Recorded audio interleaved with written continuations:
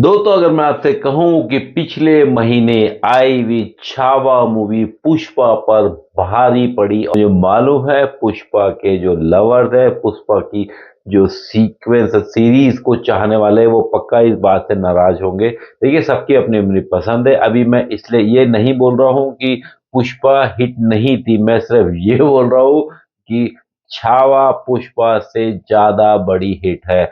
आप लोग बात कर रहे होंगे कि 1500 करोड़ 2000 करोड़, मैं बात करूंगा परसेंटेज, कितना पैसा लगाया कितना मुनाफा हुआ। चलो डेटा देख के समझते हैं। तो पिछले महीने पुष्पा और छावा के अलावा ये मूवी भी रिलीज हुई थी जिसको बताया जा रहा थी नहीं बताया जा रहा था ये बहुत बड़ी हिट है। ये आपको भ्रम में रखा जाता है क्योंकि अक्षय कुमार की कई दर्जनों फिल्म में कई सालों से फ्लॉप हो रही थी।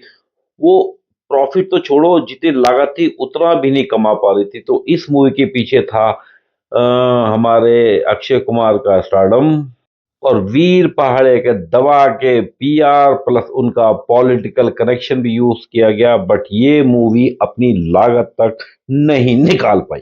160 करोड़ की लागत से बनी मूवी अपना टोटल कलेक्शन 131 करोड़ ही कर पाई। तो कुल मिला के इसको बोला जाएगा फ्लॉप। तो इसकी बात नहीं करते, बात करते पुष्पा और छावा की। पुष्पा टू के पास एक पुष्पा वन की लेगेसी थी, इसकी अलग फैन फॉलोइंग थी। पुष्पा वन हिट थी तो सबको उम्मीद थी कि ये भी हिट होगी, इसी वजह से मूवी लोग देखने गए और ये अपनी उन लोगों की एक्सपेक्टेशन पे कामयाबी हुई। सिर्फ 500 करोड़ के बजट के आसपास ये मूवी बनी थी और इसने करीबन 1750 करोड़ 1750 करोड़ रुपए कमा के दिए ओवरऑल। बट इंडिया में ये 1450 करोड़ ही कमा पाई। इस 1450 करोड़ में से अगर हम निकालें एवरेज तो हिंदी वर्जन ने सिर्फ 40% प्रॉफिट कमा के दिया है लागत का, और बाकी जो प्रॉफिट हुआ था वो हुआ था अलग अलग भाषाओं में डब होकर, क्योंकि कई सारी भाषा में डब हुई थी और वर्ल्ड वाइड भी रिलीज हुई थी।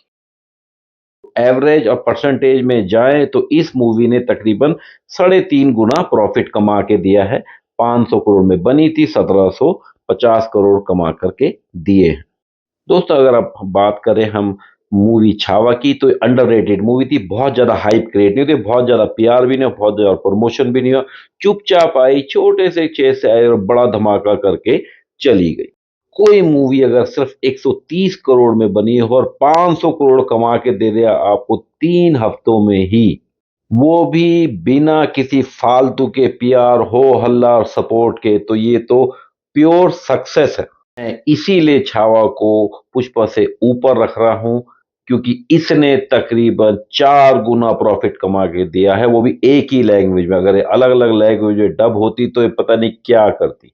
और दोस्तों ये भी बड़ी अच्छी बात है कि ये दोनों मूवी एक साथ रिलीज नहीं हुई, एक दूसरे से क्लैश नहीं हुई। तो अगर क्लैश होती तो पक्का ये एक दूसरे का प्रॉफिट खाती और दोनों के आंकड़े कुछ और ही होते, ऑब्वियसली कम ही होते।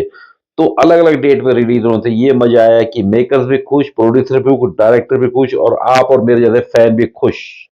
लो बजट में बनी हुई छावा ने 5 गुना प्रॉफिट दिया, इसलिए ये मेरी नजरों में बनती है नंबर 1।